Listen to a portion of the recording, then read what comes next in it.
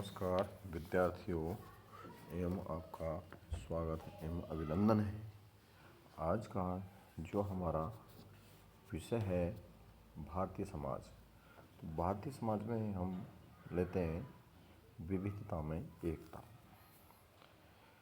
भारतीय समाज एवं संस्कृति की एक अनूठी विशेषता है जो विभिन्नता में एकता। इस विशेषता से ही इसे अनंत काल से अब तक जीवित रखा है। भारत में प्रजाति, धर्म, संस्कृति एवं भाषा की दृष्टि से अनेक भिन्नता पाई जाती हैं। इन भिन्नताओं के होते हुए भी राष्ट्र में एकता के दर्शन होते हैं।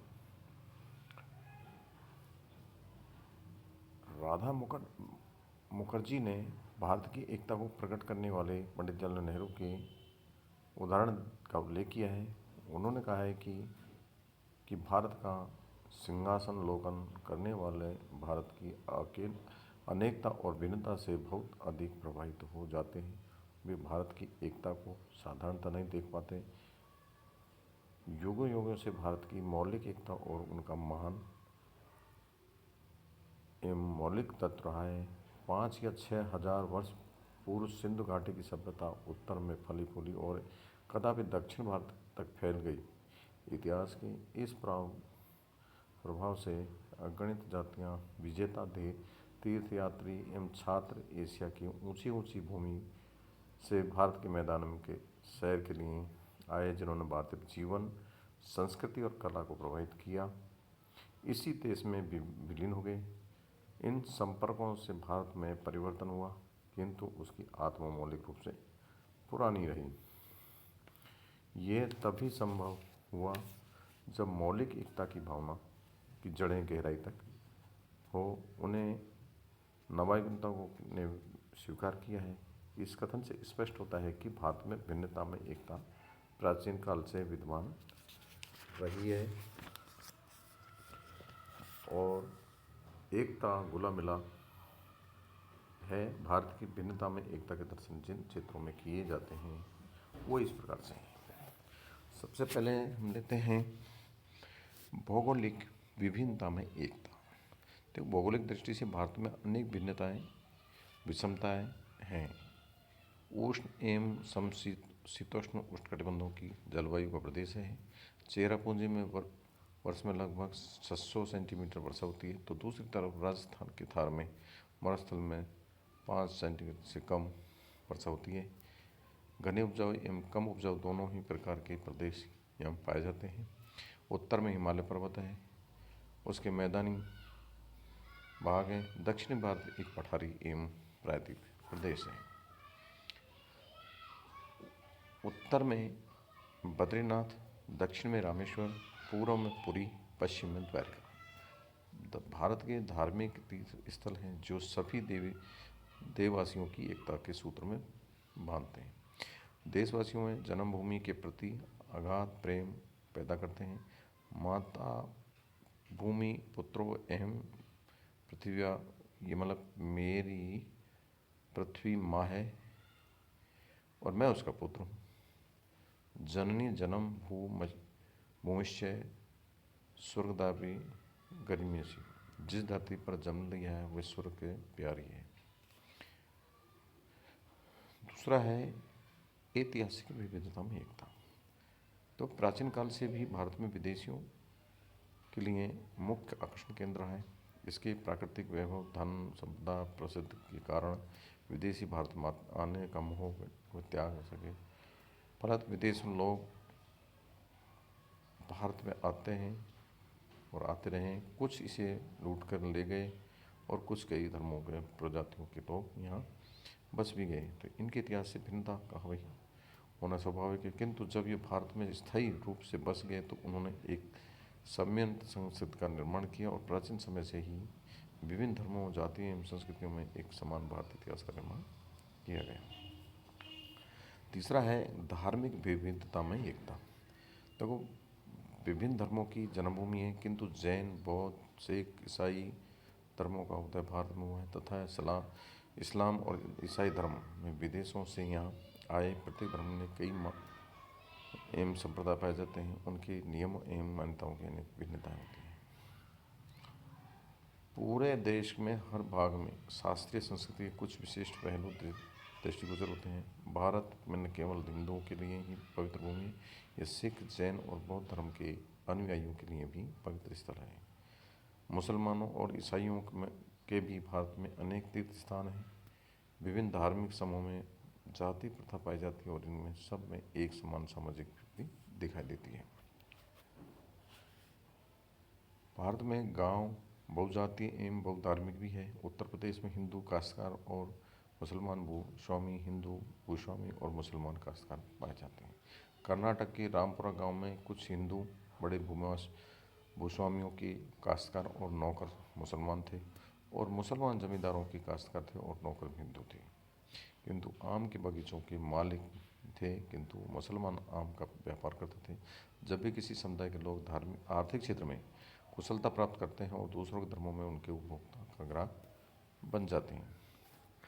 चौथा है सामाजिक संस्कृति की विभिन्नता में एकता। देखो, भारत में विभिन्न क्षेत्रों में निवास करने वाले लोगों के परिवारों में विवाह, रीति रिवाज, वस्त्र, शैली आदि भी पर्यावरण पर्याप्त भिन्नता पाई जाती है। उनके बावजूद भी प्राचीन काल में भारत की सामाजिक एकता एवं सांस्कृतिक एकता के दर्शन होते हैं।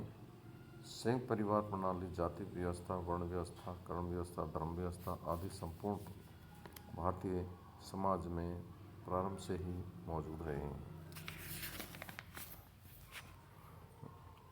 और भारतीय समाज में संतुलन और स्थायित्व दृढ़ बने रहे हैं। यही कारण है कि भारतीय संस्कृति में कोई मुख्य व्यवधान उत्पन्न नहीं हुए।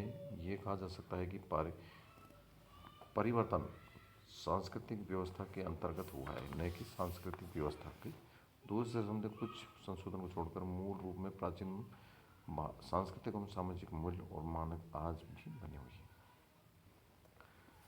नंबर 5 पे है भाषाई विविधता में एकता।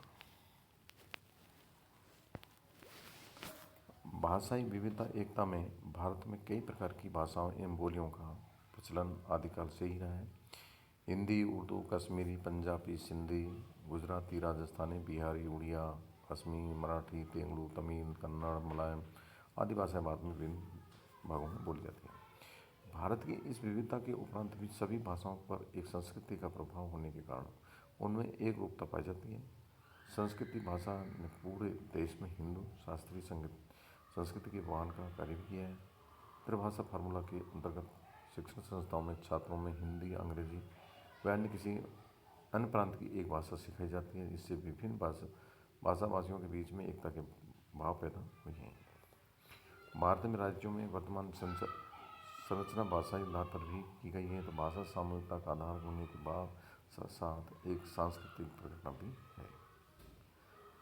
नंबर 6 पे है राजनीतिक विविधता में एकता। देखो, राजनीतिक दृष्टि से भी भारत में विभिन्नता एवं एकता रही है। अशोक एवं अकबर के समय छोड़कर संपूर्ण भारत में कहीं भी प्रशासन के अधीन नहीं रहा। अंग्रेजों के पूर्व सामंतों में विभिन्न राज्य भी रहे।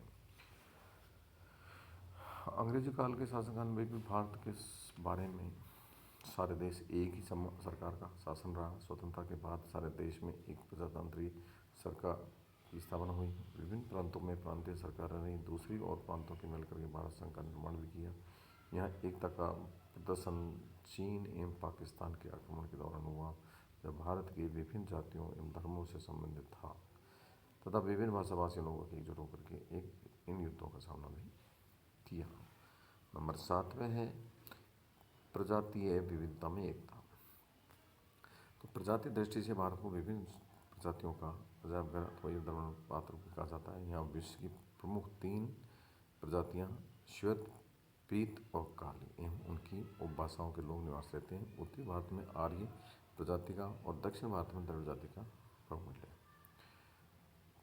प्रजातीय भिन्नता होने पर भी अमेरिका, अफ्रीका की भांति यहाँ प्रजातीय संघर्ष एवं टकराव नहीं हुए, वरन उनमें परस्पर के सद्भाव और सहयोग भी रहा है। भारत में विभिन्न प्रजातियों का मिश्रण भी हुआ है। नंबर 8 पे है जातीय विविधता में एकता। देखो, जाति व्यवस्था के अंतर्गत भारत में विभिन्न प्रकार की जातियाँ पाई जाती हैं। जातीय व्यवस्था खंडात्मक संरचना है उसमें अनेक उपजातियाँ समितियाँ हैं। प्रत्येक खंड की अपनी अपनी विशेषताएं, रीति रिवाज, प्रथाएँ हैं। तो विभिन्नताओं के बावजूद भी सभी जातियों में कई समानताएं भी हैं। विभिन्न जातियों के बीच पाई जाने वाली पारस्परिक निर्भरता ने भी जातियों को एकता के सूत्र में पिरोए रखा है। समय समय पर अनेक बार आक्रमणकारी लोग यहाँ आते हैं और किंतु वे सभी भारतीय जाति व्यवस्था को घुल मिल जाते हैं और उसी के अंग बन जाते हैं। नंबर 9 पे है मानसिक विविधता में एकता। भारत देश विभिन्न धर्मों, जातियों, भाषाओं देश है। इस देश में विभिन्न संस्कृतियों का आश्चर्यजनक संगम हुआ है। प्रत्येक संस्कृति, भाषा एवं धर्म की अपनी विशेषताएं होती हैं जो व्यक्ति को मानसिक रूप से प्रभावित करती है। प्रत्येक व्यक्ति के विचारों पर उनके धर्म एवं संस्कृति की ओर आमिर चप सकती हैं। अतः विभिन्न संस्कृति एवं धर्मों वाले देश को मानसिक विभिन्नता का भी माना स्वाभाविक है। धन्यवाद।